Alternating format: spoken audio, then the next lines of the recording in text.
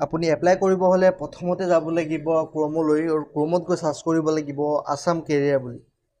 Assam career বুলি search কৰাৰ লগতে তাতে ওলাব assamcareer.com, তাত ক্লিক কৰক। ক্লিক কৰাৰ পিছতে আপুনি 3 নম্বৰ অপশ্যনতে পাব আপুনি SBI PO ৰিকুৱাৰমেণ্ট 2026 1500টা পোষ্ট আছে। আপোনালোকে সেইটোত ক্লিক কৰিব লাগিব। ক্লিক কৰিলে আপুনি যাব নেক্সট ইণ্টাৰফেচলৈ। নেক্সট ইণ্টাৰফেচলৈ যোৱাৰ আগতে ইয়াত লিখা আছে যে এজ লিমিট 21ৰ পৰা 30 হ'ব লাগিব আৰু কোৱালিফিকেশ্যন আপুনি গ্ৰেজুৱেট হ'লেহে আপুনি ইয়াত এপ্লাই কৰিব পাৰিব। ষ্টাৰ্ট ডেটটো আপোনাৰ 18 জুন আৰু লাষ্ট ডেটটো হ'ল 8 জুলাই। আৰু যোনটো ইয়াত দিয়া আছে আনৰিজাৰ্ভ EWS OBC কাৰণে 750 টকা আপুনি পে' কৰিব লাগিব আৰু ডিচেবিলিটি থকা পাৰ্চন বা SC ST আপুনি পে' কৰিব নালাগে। নেক্সট আহি যাওঁ আমি তললৈ। তলতে দিয়া আছে এপ্লিকেশ্যন অনলাইন ফৰ্মখন। ইয়াত ক্লিক কৰিলে আপুনি ফৰ্মটো ফিল আপ কৰিব পাৰিব।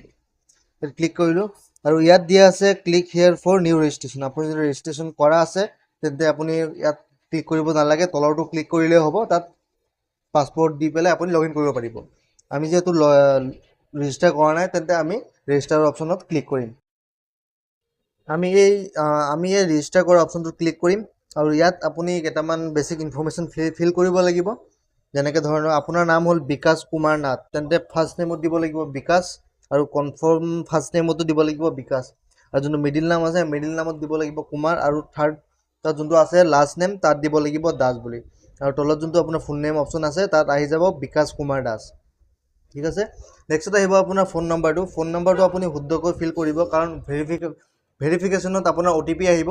সেইটো ক্লিক কৰাৰ লগতে আপুনি লগতো দিব লাগিব, কনফাৰ্ম কৰিব লাগিব ফোন নম্বৰটো দি। আৰু যদি আপোনাৰ ছেকেণ্ড নম্বৰ আছে তেন্তে আপুনি অল্টাৰনেটিভ ফোন নম্বৰটো আপুনি ইয়াত এড কৰিব পাৰে। নেক্সট আহিব আপোনাৰ ইমেইল আইডিটো। ইমেইল আইডিত আপুনি দিব লাগিব ইমেইল আইডিটো, লগতে @ আছে আৰু যোনটো ডমেইন আছে ডমেইনটো আপুনি gmail.com বুলি দিব লাগিব। আৰু ফুল জিমেইল যোনটো হয় সেইটো আপুনি ইয়াত টাইপ কৰি দিব আৰু লগতে কেপচা কোডটো আপুনি ইয়াত ফিল কৰক। কেপচা কোডটো লগত যোনটো দিয়া আছে ফিল কৰি 7 নেক্সট আপুনি ক্লিক কৰিব লাগিব। আৰু ক্লিক কৰাৰ পিছতেই আপোনাৰ তাত OTP পঠাব লাগিব আপোনাৰ নম্বৰত। OTPটো পঠাই আপুনি মোবাইল নাম্বাৰ আৰু ইমেইলটো ভেৰিফাই কৰি ল'ব লাগিব। আপুনি তাত নেক্সট কৰাৰ লগে লগে আপোনাৰ সন্মুখত এনেকুৱা এটা ইণ্টাৰফেচ আহিব, য'ত আপুনি নিজৰ ফটোখন নৰ্মেলি যোনটো JPG ফৰ্মেট আছে সেইটোতো আপলোড কৰিব লাগিব। নেক্সট আপুনি লাইভ ফটো এই QR দিয়া আছে, QRত দি পেলাই আপুনি আপলোড কৰিব পাৰিব। নেক্সট আহিব আপোনাৰ চিগনেচাৰৰ কাৰণে। চিগনেচাৰটো আপুনি JPG ফৰ্মেটত আপলোড কৰিব লাগিব। টাৰ্মছ এণ্ড কণ্ডিশ্যন চিলেক্ট কৰি আপুনি নেক্সট বুলি অপশ্যনটো ক্লিক কৰি দিব। তাৰপিছতে ওলাব কেটেগৰী। আপুনি ফাৰ্ষ্টত কেটেগৰী আপোনাৰ যোনটো কাষ্ট হয় এই কাষ্টটো আপুনি চিলেক্ট কৰিব লাগিব। আপোনাৰ যদি OBC হয় তেন্তে OBC দিব লাগিব, আৰু আপোনাৰ যদি জেনেৰেল হয় বা SC ST হয় আপুনি সেইটো ক্লিক কৰিব পাৰিব। এইটো দিয়াৰ পিছতে আপোনাৰ সুধিছে যে বেঞ্চমাৰ্ক ডিচেবিলিটি আছে নে নাই, বা কাৰোবাৰ অলপ আছে কাৰোবাৰ বেছি আছে। সেইটো হিচাপত আপুনি ইয়েছ আৰু নো আপুনি টাইপ কৰিব পাৰিব। লগতে দিছে যে ইয়াত আপুনি আকৌ সুধিছে যে ডিচেবল হয় নে নাই, এইটো বেলেগ ডিচেবিলিটি হয়, ডিচেবিলিটি আছে নে নাই, যদি হয় বা ইয়েছ নহ'লে নাই। ইয়াত দিছে religion to which you belong, আপুনি কোনটো ৰিলিজনত বিলং কৰে, মাইনৰিটি হয় নে নাই, সেইটো হিচাপত আপুনি ক্লিক কৰি ইয়েছ আৰু নো দিব। আৰু যোনটো ৰিলিজন হয় ৰিলিজন মুছলিম হিন্দু খ্ৰীষ্টিয়ান সেইটো হিচাপত আপুনি দি দিলে হ'ল। লগতে দিছে আৰ ইউ এক্স ছাৰ্ভিচমেন, আপুনি এক্স ছাৰ্ভিচমেন হয় নেকি, আগতে আপুনি ছাৰ্ভিচ কৰিছে নেকি, যদি হয় তে ইয়েছ, যদি নহয় ন'।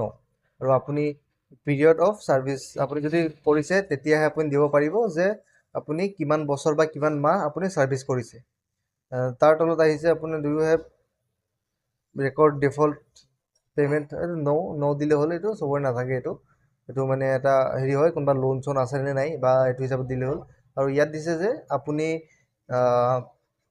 কেইবাৰ এপ্লাই কৰিছে এইটো পষ্টৰ কাৰণে। পষ্ট যদি আগত ওলাইছে আপুনি এপ্লাই কৰিছে নাই, যদি এপ্লাই কৰা নাই তেন্তে ইয়াত 0 দি দিলে হ'ল। মই এপ্লাই কৰা নাই চব মই 0 দি দিছোঁ ইয়াত। তাৰপিছত নেক্সট আহিছে ইয়াত যে আপুনি মৰাণ কমিউনিটি হয় নে নাই, এইটো ইয়েছ আৰু ন' আপুনি এইটো পঢ়ি দি দিব। বা আপুনি ইয়াত পেন কাৰ্ড যদি থাকে পেন কাৰ্ড দিব পাৰিব, আৰু নেশ্যনেলিটি ইণ্ডিয়ান দিয়া আছে। আৰু আপুনি কোনটো ষ্টেটৰ পৰা এপ্লাই কৰি আছে সেইটো ষ্টেট দিব লাগিব। আৰু আপুনি চেণ্টাৰটো ক'ত দিব, গুৱাহাটী, ডিব্ৰুগড়, যোৰহাট যদি দিয়ে তাত আপুনি ক্লিক কৰি দিব আপোনাৰ চইচ অনুসৰি, তাতে ক্লিক কৰি দিলে হ'ল। আৰু তলত দিয়া আছে যে examination centre of main exam মানে প্ৰথমটো প্ৰিলিমৰ আছিলে, ছেকেণ্ডটো আছিলে আপোনাৰ মেইনছৰ কাৰণে আছাম চিলেক্ট কৰিলে হ'ল, বাকী চব চেমি থাকিব কাৰণ চিলেক্ট কৰিলে গুৱাহাটী অকল আহিব। আৰু থাৰ্ডটো আপোনাৰ দিব লাগিব এইটো, আৰু আপুনি লগত ID প্ৰুফ চিলেক্ট কৰিব লাগিব, যে আধাৰ কাৰ্ড দিয়ে, পেন কাৰ্ড দিয়ে। মই আধাৰ কাৰ্ড দিছোঁ, আপুনি আধাৰ কাৰ্ডো দিব পাৰে কাৰণ এইটো গভৰ্ণমেণ্ট অথৰাইজ হয়, আৰু তাত ফটো চটো চব লগোৱা থাকে, মানে ফুল ডিটেইলছ থকা এড্ৰেছৰ সৈতে দি দিছোঁ।